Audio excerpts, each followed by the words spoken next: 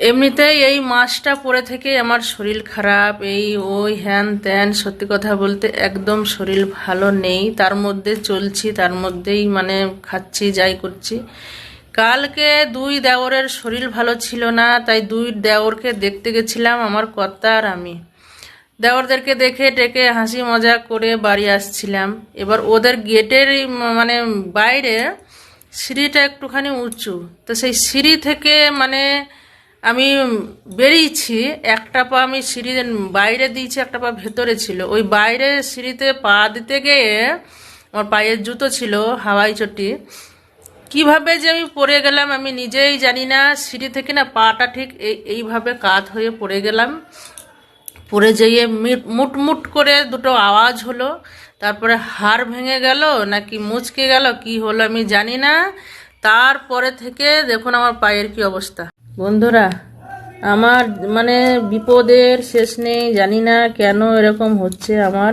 কালকে রাত্রে 2টোর সময় আমার ছেলে নুন দিয়ে মানে এত যন্ত্রণা থাকতে পারছিলাম না।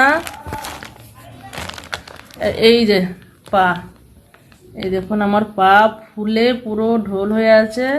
আমি পাটা দেখাচ্ছি আপনাদেরকে, কিছু মনে করেন না বন্ধুরা।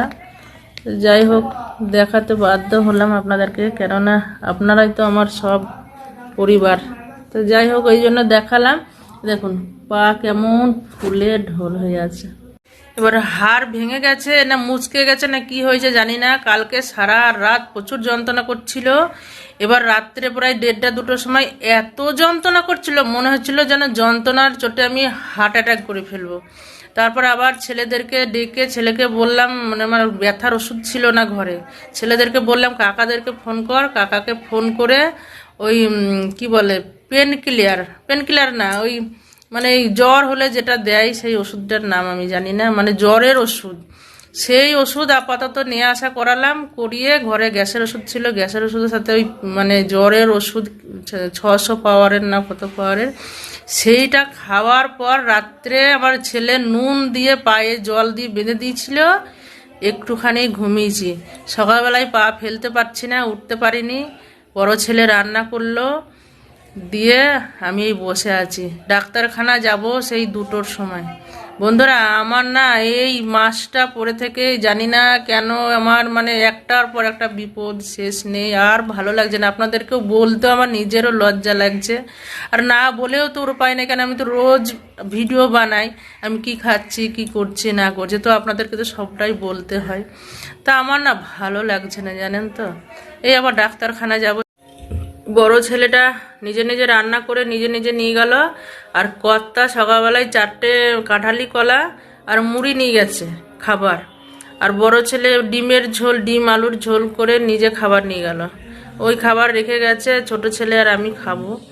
তো যাই হোক, এখন এই স্নান একটু জানি না, বাথরুমে যেতেই হচ্ছে, কেননা বাথরুম পায়খানা না করলে তার উপায় নেই, যেমন করেই হোক যেতে হচ্ছে। ছেলেদেরকে ধরে ধরে বা কর্তাকে ধরে ধরে যাচ্ছি কালকে থেকে। তো স্নান আমি একটুখানি করব, করে আমি আবার বেরোবো সেই ডাক্তারখানা। জানি না মানে এখন আমার ভয় হচ্ছে যে ভেঙে টেঙে গেছে কিনা। ভেঙে গেলে না আবার সেই প্লাস্টার করে দেবে, তারপরে আবার সেই হাঁটতে পারবো না, চলতে পারবো না, কতদিন এই ঘরে বসে। বন্ধুরা আশীর্বাদ করুন, আমার কৃষ্ণকে ডাকছি যাতে ভেঙে টেঙে না যায়। আমি জানি না কালকে থেকে মানে এত যন্ত্রণা করছিল। এই মানে ওই প্যারাসুটামলটা খাওয়ার পর না ওইটা মানে যন্ত্রণাটা একটুখানি কমে আছে, কিন্তু ব্যথা মানে পা নাড়াতে পারছি না, হাঁটতে পারছি না, আর মানে যন্ত্রণাটা একটুখানি কমেছে। এবার আমি জানি না ভেতরে যে কি অবস্থা জানি না। ওই জেলে তো ফটো তো করতেই দেবে, অবশ্যই ফটো করতে দেবে, ফটো করলে ধরা পড়বে কি হয়েছে। তা বন্ধুরা আশীর্বাদ করুন আপনারা একটু, যাতে আমার ভেঙে না যায়, মুচকে যা হয়। ভেঙে গেলে না আমার ভালো লাগবে না, মানে কি বলবো যে কতদিন পড়ে থাকতে হবে আমাকে এই বিছানায়, তাহলে আর ভালো লাগছে না। আপনারা একটু ঠাকুরকে ডেকেন যেন আমার পাটা ভেঙে না যায়। তো যাই হোক বন্ধুরা, স্নান করবো, করে যাব ডাক্তারখানা। যাই হোক, সবাই ভালো থাকবেন, আমার জন্য একটু আশীর্বাদ করুন, একটু সুস্থ শরীরে যেন বেঁচে থাকি। আমি জানি না আমি কি পাপ করেছি ঠাকুরের কাছে, শুধু একটার পর একটা আমার এটা ওটা হতেই থাকছে, আর ভালো লাগছে না আমার।